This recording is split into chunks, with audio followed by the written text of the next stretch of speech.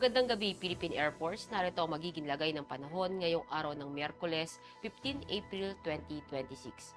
Sa kasalukuyan, meron po tayong binabantayang bagyo na nasa labas ng ating Philippine Area of Responsibility na may international name na Sinlaku.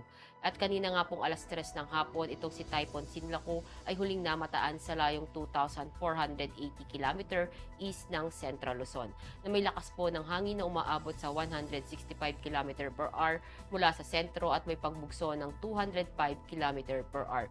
Kumikilos ito pa northwestward sa bilis na 10 km per hour. At ang nasabing bagyo ay wala namang direktang epekto sa ating bansa. At sa ngayon, ito naman ay mababa ang tsansa na papasok ng ating Philippine Area of Responsibility. At itong ridge of high pressure area naman ang nakakaapekto dito sa my northern Luzon. At para naman sa magiging lagay ng panahon para bukas, asahan natin dito sa Metro Manila at pangalabing bahagi ng Luzon, gayon na rin ang buong Kabisayaan at Mindanao ay makakaranas ng bahagyang maulap hanggang maulap na kalangitan na may mga pulupulong pag-ulan, pagkulog at pagkidlat.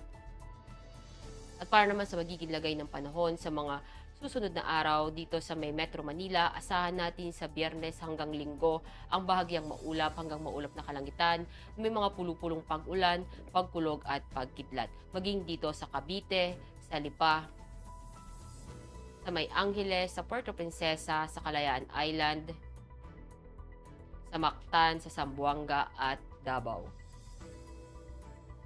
Ang araw ay lumubog ng 18:10 at sisikat bukas ng 05:42. Para sa ating moon illumination, meron tayong 6% decreasing. At para manatiling updated sa lagay at taya ng panahon, i-follow lamang ang Air Force Weather Center sa aming mga social media accounts. At yan lamang po ang latest update natin sa weather sa ngalan ng aming commanding officer si Colonel Abinjan Q. Gador Pop GSC. Ako si Staff Sergeant Ashley F. Dimakulangan, Philippine Air Force, weather broadcaster ng Air Force Weather Center. Muli, magandang gabi, Philippine Air Force.